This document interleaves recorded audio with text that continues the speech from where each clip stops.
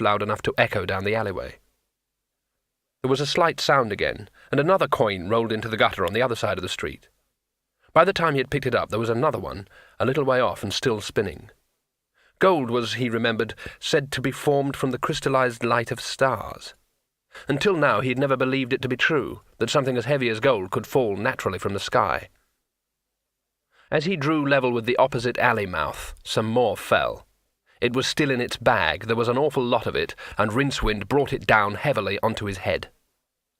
When the guard came to, he found himself looking up into the wild-eyed face of a wizard, who was menacing his throat with a sword. In the darkness, too, something was gripping his leg. It was the disconcerting sort of grip that suggested that the gripper could grip a whole lot harder if he wanted to. "Where is he, the rich foreigner?" hissed the wizard. "Quickly!" "What's holding my leg?" said the man with a note of terror in his voice. He tried to wriggle free. The pressure increased. "You wouldn't want to know," said Rincewind. "Pay attention, please. Where's the foreigner?" "Not here. They've got him at Broadman's place. Everyone's looking for him. You're Rincewind, aren't you? The box that bites people. Oh, no, please."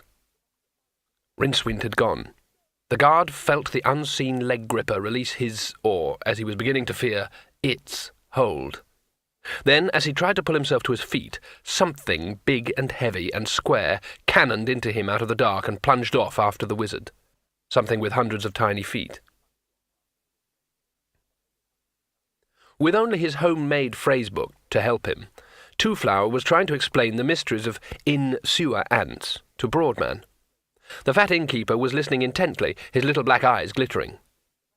From the other end of the table, Imor watched with mild amusement, occasionally feeding one of his ravens with scraps from his plate.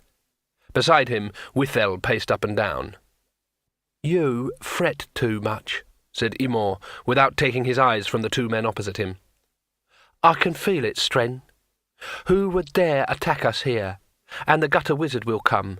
He's too much of a coward not to, and he'll try to bargain, and we shall have him, and the gold, and the chest."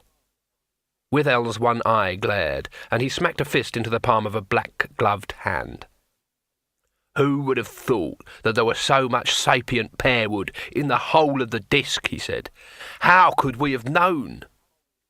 "You fret too much, Stren. I'm sure you can do better this time," said Imor pleasantly.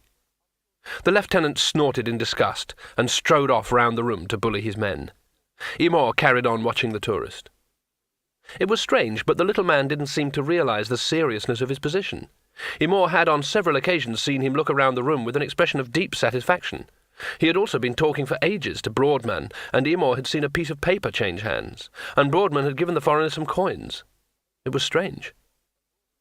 When Broadman got up and waddled past Imor's chair, the thief-master's arm shot out like a steel spring and grabbed the fat man by his apron. "What was all that about, friend?" asked Imor quietly.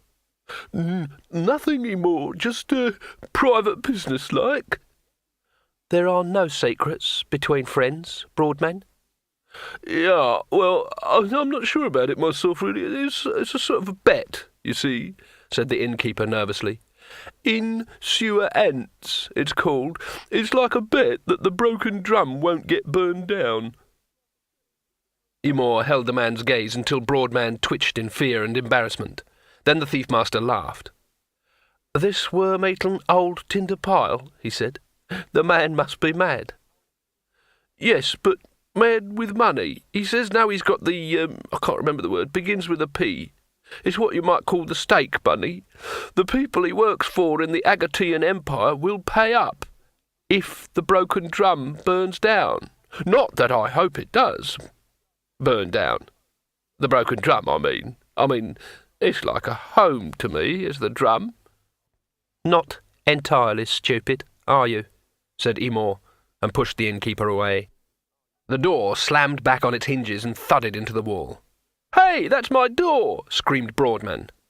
Then he realized who was standing at the top of the steps and ducked behind the table, a mere shaving of time before a short black dart sped across the room and thunked into the woodwork.